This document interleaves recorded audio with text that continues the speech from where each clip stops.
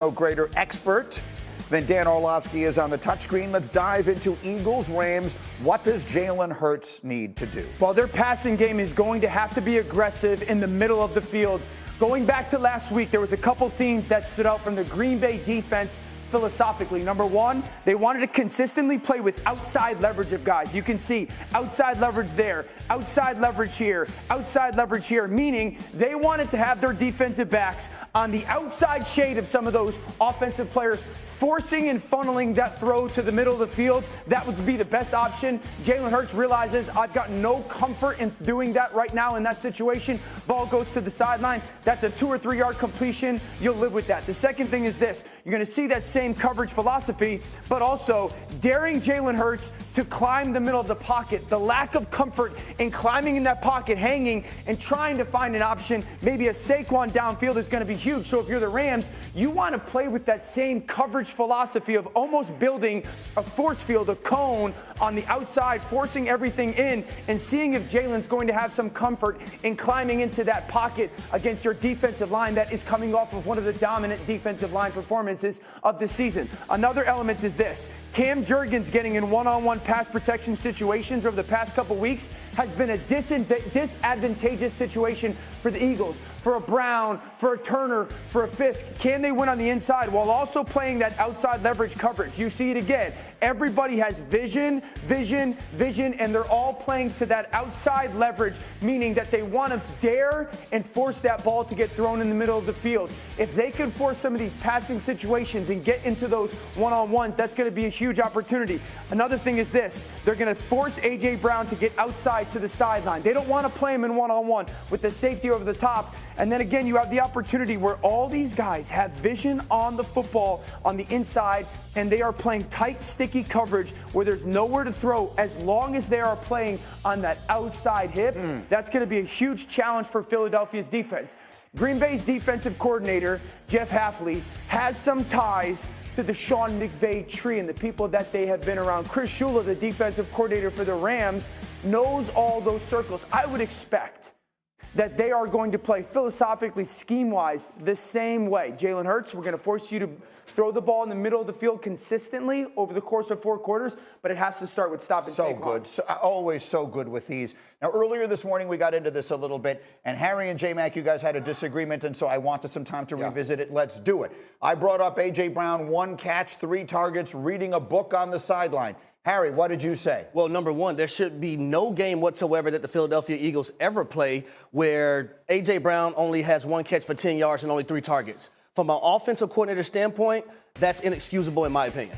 And I look at what Dan just showed and say, hey, you know what? If we win a football game, we win the football game no matter how we do it. He just showed on that clip, and the Rams did a little bit of that to Justin Jefferson as well. Depending upon how defenses play, it dictates where the ball goes. If you put a guy on A.J. Brown and you're jamming him at the line of scrimmage, and there's a safety over the top, I don't want my quarterback forcing the ball. That means Dallas Goedert could be open in the middle of the field. Devontae Smith could be running the under. Go out there and execute plays to win football games. We want A.J. Brown to go, but if he can't, the hell with it. Well, to be clear, Harry, I know you're not saying at the detriment of winning. Force it to him. You're saying the best way to win is to make sure that he's a part of what you're doing. 100%, because the last thing you want to do for a number 1 wide receiver is feel like he's not a part of the ball game. So now when you get late into the ball game and the play isn't made, is because you probably didn't get him involved early enough in the ballgame. So let me show everybody. Cindy, put up B11, please, just to remind everyone of what happened when these teams played each other. Week 12, Saquon Barkley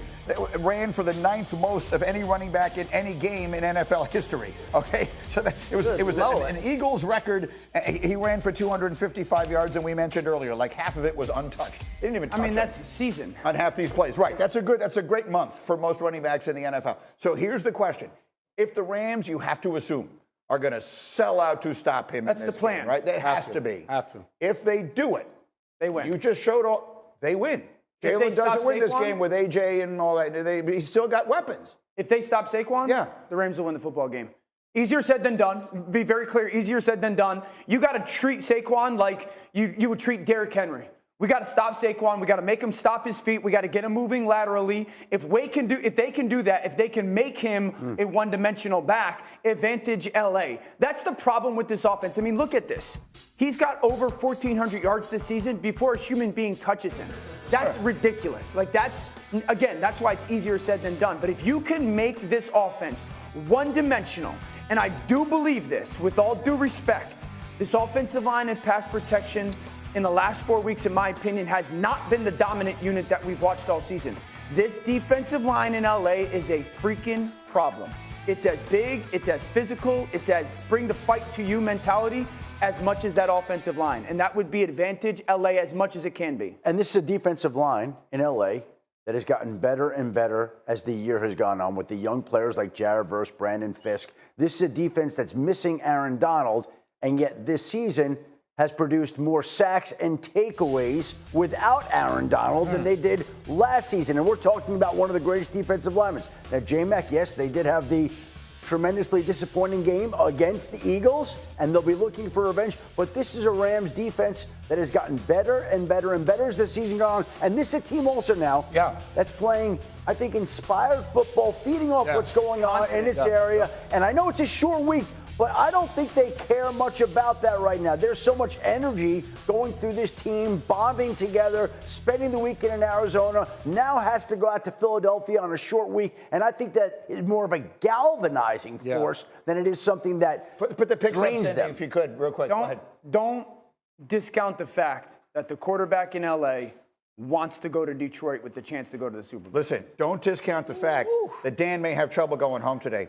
What is Tiffany going to say when she sees you picked against the Eagles? It's all right, man. Call me if you need me, man. Call me if you need me, man. She will not be happy. My daughter Lennon will not be happy, and all my kids will be. But very Matthew will angry. be happy.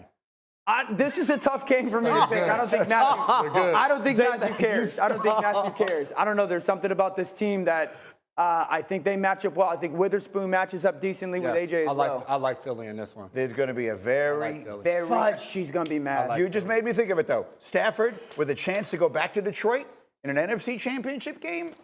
Boy, that would be something else. By the way, download the ESPN Bet app. You can claim your new player bonus, and for a limited time, unlock access to 30 days of ESPN Plus to stream exclusive live sports. Sign up with the promo code GETUP to get started today. Coming up, are the #1 seeds on upset alert this weekend? What could derail Detroit and Mr. Mahomes? We'll answer that.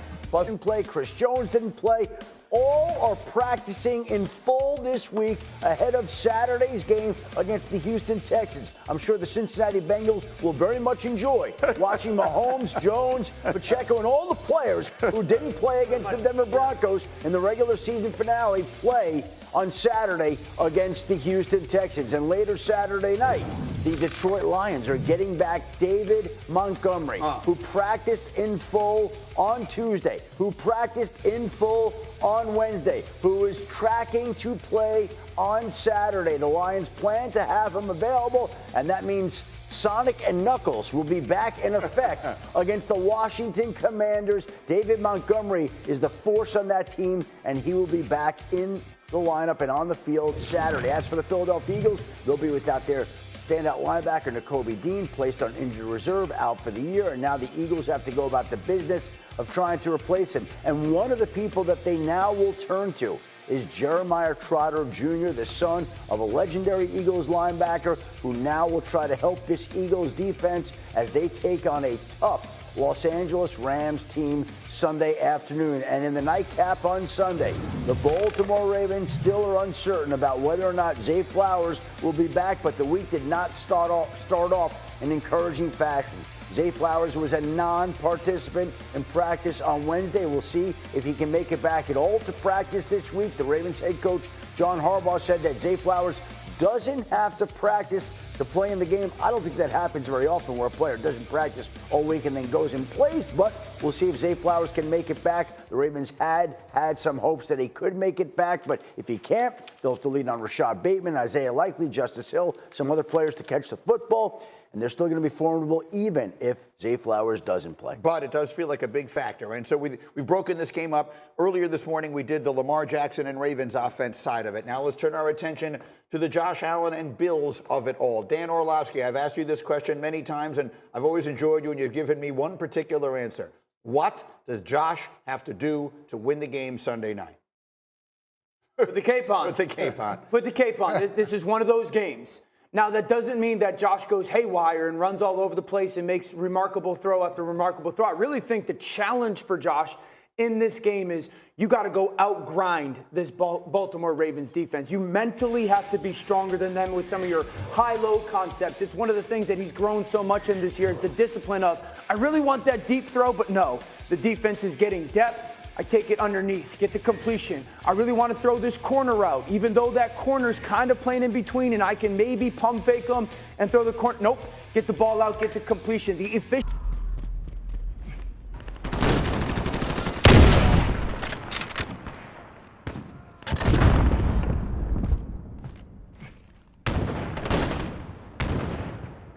Damn, I have to dust you off. You too.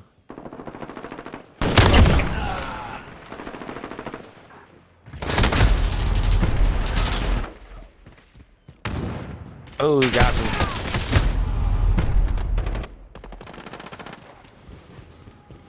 Man, they're doing me bad right now.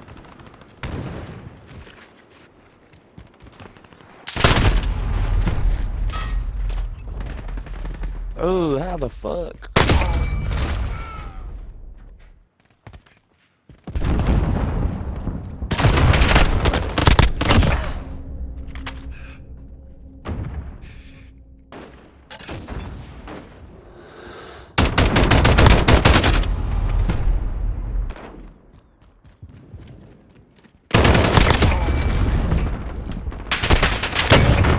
How the fuck? Ah, hit markers like motherfucker.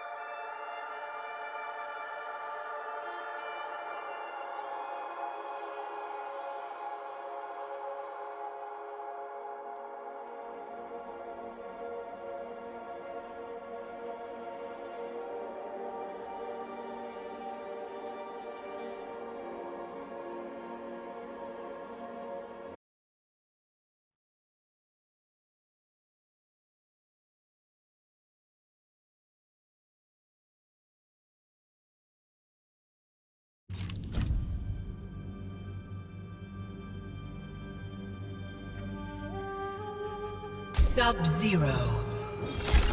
Sit down.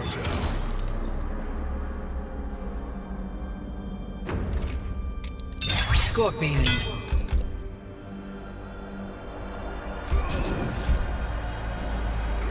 Special Forces Desert Command.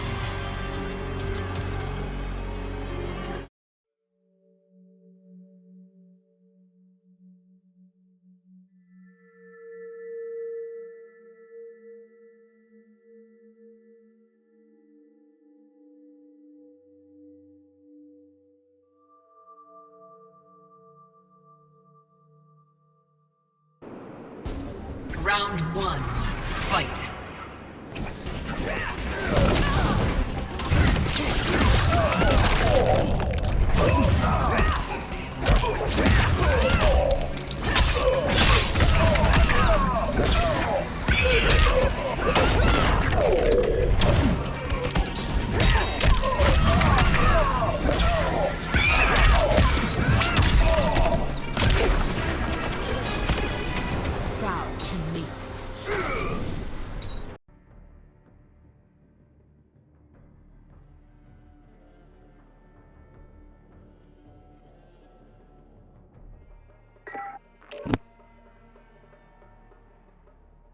Bro, I can't believe I went 13 and One. Some of the guys in this game again, bro.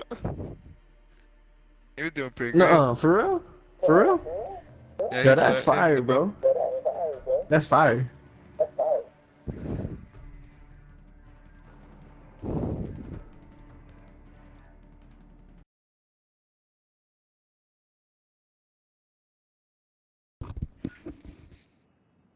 But I'm hungry.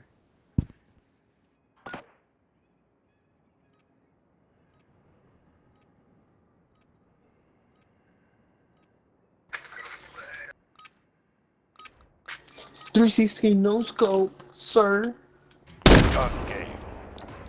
Get kills with this weapon. Win.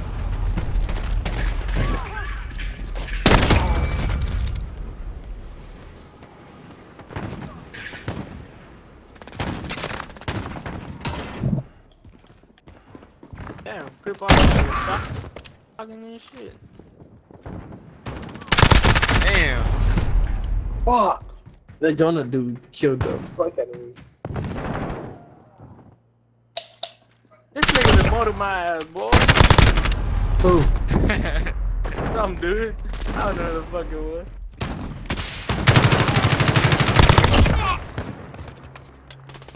I was already in the shotgun.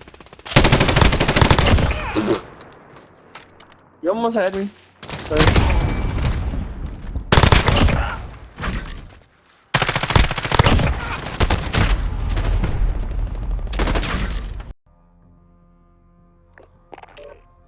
You wanna run some blood money? Try some of that shit. That shit's tight too. We'll run one after this one.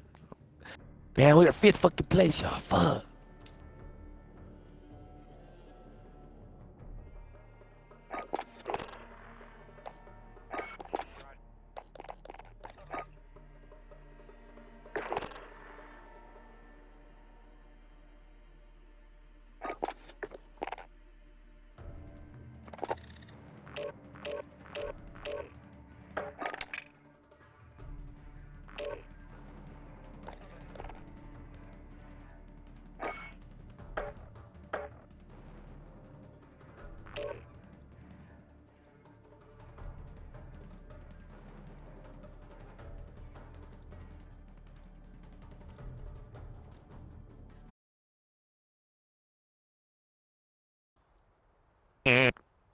Lose.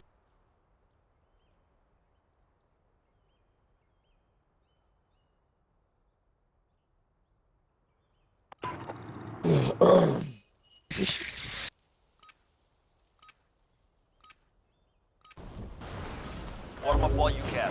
We deploy soon.